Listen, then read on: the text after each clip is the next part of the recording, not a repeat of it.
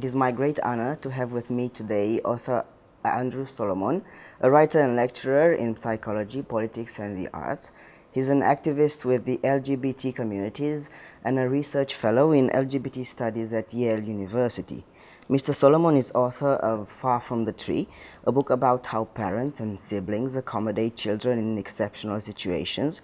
It was written in over 10 years and is based on interviews with more than 300 families, raising dwarfs, geniuses, transgender, deaf, criminal, autistic, schizophrenic, and children born from rape. A New York Times bestseller and the winner of the National Book Critics Circle Award and 11 other prizes, Far From the Tree is incredibly tender and, as you will see, amazingly compassionate and rational. However, it has offered me, a trans man, invaluable information that has shaped my philosophy about my condition and has formed my attitude as a trans activist. Welcome, Andrew Solomon. What a pleasure to be here. First and foremost, I would like to ask a question that have been on my mind for a very long time. What is the difference between gender and sex, and how do these two terms combine? Well, the shorthand is that your gender is who you are, and your sexuality is who you bounce it off of. So the person you are attracted to, if the person you're attracted to is the same gender as you are, then that means that you have gay or lesbian sexuality. But being trans is actually believing in who you yourself are. It's one of our first pieces of self-knowledge is our gender. You ask even very little children about themselves and they'll start off by saying, I'm a boy, or I'm a girl who, or that's the way they begin, is with that information. The temptation is always to have a binary society in which it's very clear who's male and it's very clear who's female. But there are some children who have the sense early on, and some people who develop the sense somewhat later on, that who they believe themselves to be and who they're told they are don't match up. And so there are people who really feel like, but I am a little boy, can't you tell I'm a little boy?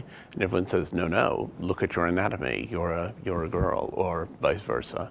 And there is a continuity between being gay and being trans, because many gay people are gender non-conforming to one degree or another. So a gay man who has feminine mannerisms has got some aspects of gender, of breaking gender roles, even though he's not actually transgender. But the people who are actually transgender, by and large, have a profound, ineradicable conviction of who they are, a knowledge of who they are, which, as I say, runs against what they're told.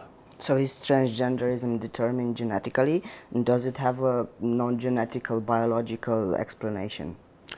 I loved what one of the people I interviewed said about that. Norman Spack, who's a leading endocrinologist in this field, said, our view of the human brain now is like those wonderful images of the Earth shot. Our image of the Earth now is like those wonderful images that were shot by the first astronauts when they went up to the moon. You can see the continents, you can see the weather systems, you can see the oceans. He said, when you can see the numbers on people's license plates, then you'll know what causes transgenderism. It's presumed that there's a strong biological component. That seems almost certain. There isn't a gene that determines it. It's probably affected by any number of genes. It may be something that's affected by the uterine environment, what the levels of various hormones are to which a developing fetus is exposed. And in some instances, it seems that people being transgender are responding to a variety of early traumas in which, for one reason or another, they need to disidentify with the gender they've been supposed to be and identify with another one. But it's primarily biological. We just don't know what the biology is. Besides from Dr. Norman Spack, you've interviewed in your book Michelle Angelo, who is a PhD therapist specializing in gender identity issues. And she said that if something can be fixed with a physical transformation, then it shouldn't be categorized as a mental health condition. Well, how is our condition different from, let's say, pregnancy then? Well, this is the central question, is whether transgenderism is an illness that needs to be cured. I mean, either when you have someone whose mind and body appear not to line up, either you treat the mind or you treat the body. And for a long time, the wisdom was that you treat the mind. The idea was that people who are trans have got some kind of distorted thinking. They have a very peculiar and problematical self-image, and you need to change that. Increasingly, the wisdom is you need to change the body. The mind knows what it is, the mind is clear, the mind is definite, and the body has to go through procedures to be brought in line with the mind. It's a very complicated question. You know, we've finally reached the point, in many societies at least, at which we've stopped trying to cure gay people because we no longer believe that that's an illness and that it can be cured through some form of psychotherapy or intervention.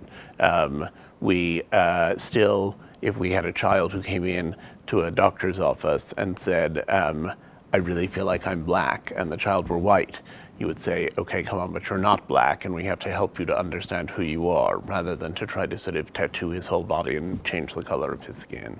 So the question is, being trans, is it more like being gay, or is it more like having that kind of racial confusion?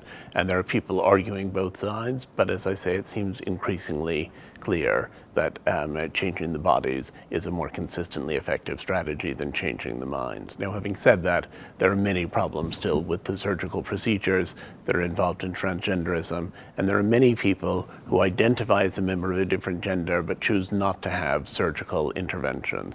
And more we're accepting that we allow people to decide what their pronouns are. Does someone want to be addressed as he and him? Does someone want to be addressed as she, as her? Does somebody actually feel uncomfortable with both and want to occupy middle territory? There are people out there who claim they have no pronouns. Language dilemmas. Yes. But when does gender dissonance first start to manifest? Is there a specific time in a person's life? It manifests at different times in different people's lives.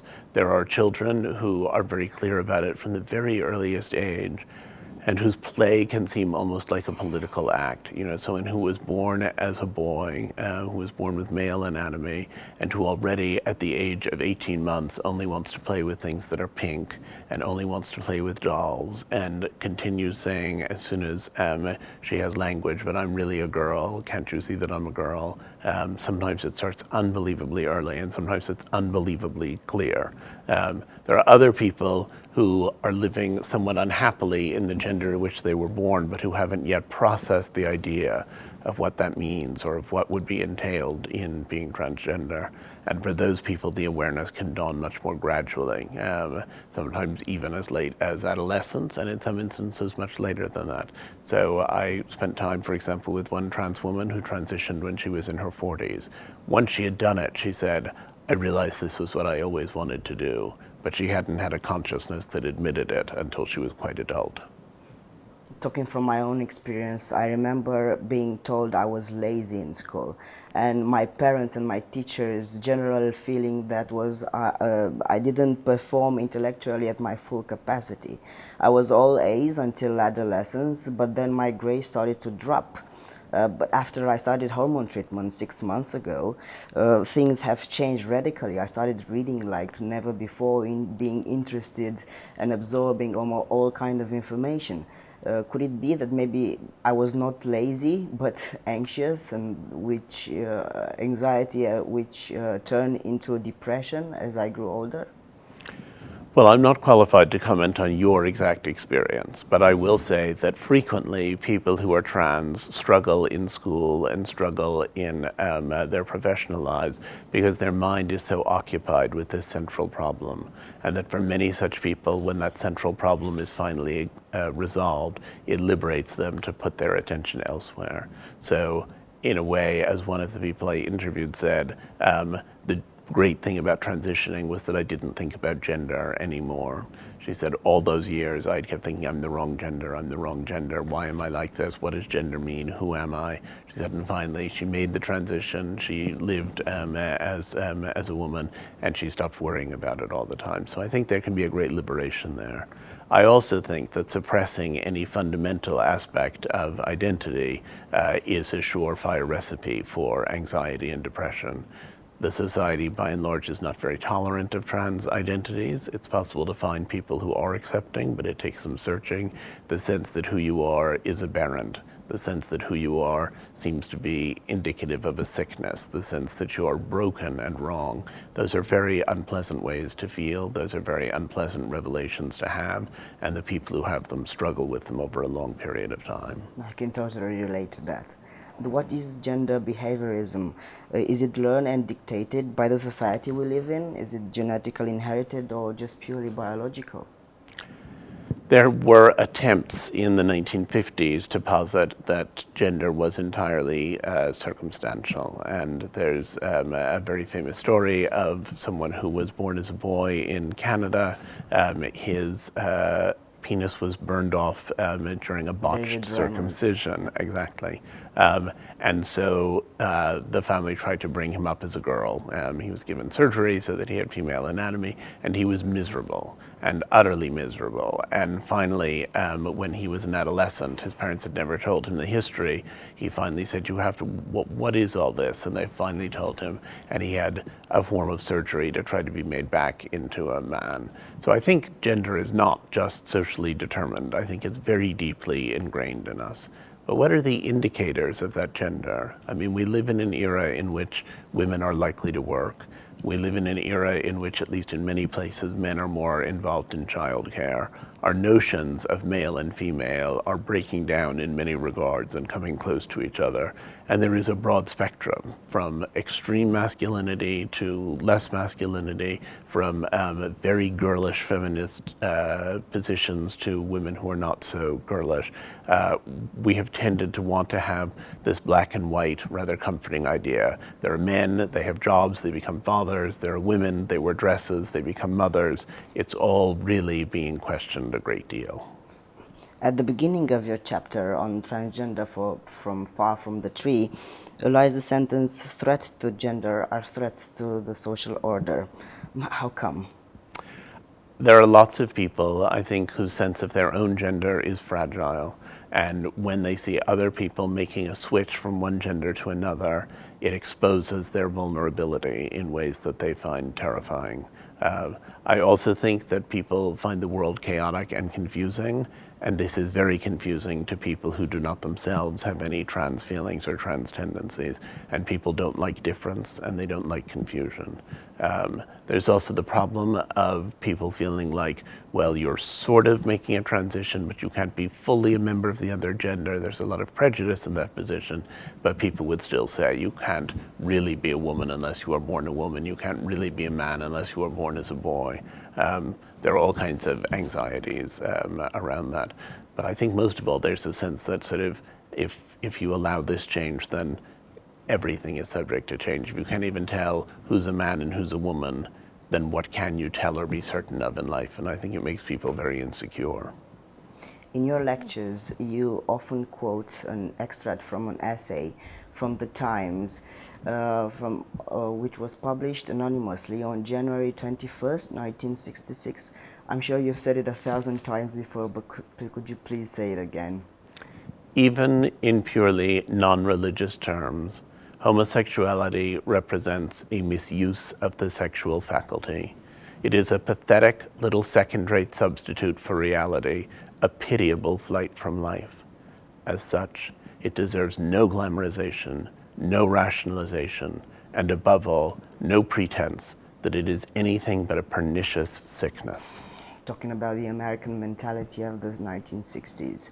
However, on the 29th of May, 2014, Laverne Cox, which describes herself as a proud African-American transgender woman, stars and shines on the cover of the Times. How did things evolve to such a point where blamed illnesses emerged into identities? Well, in the first place, I think the trans movement has benefited a great deal from progress in the gay movement. The original quote from Time magazine from 1966 represented the level of prejudice that existed in American society against gay people. with the advent of AIDS, an enormous number of gay people began coming out of the closet. And then it turned out there were more gay people around than anyone had realized. They were in every community. They were in every field of work. They were in every domain of human activity. And the visibility of gay people made it harder and harder to enact these fierce prejudices toward them. And the brave activism of the AIDS activists made it clear that gay people demanded to be treated as human beings. The process for trans people has lagged considerably behind the progress that gay people have made, but it's sort of the trans moment in the United States right now. The number of people who identify as trans has skyrocketed. There are many people who are pursuing various kinds of, they're living a genderqueer life in which they fall somewhere in the middle of the gender spectrum. They're actually having surgical procedures. They're simply living as the gender that they feel themselves to be.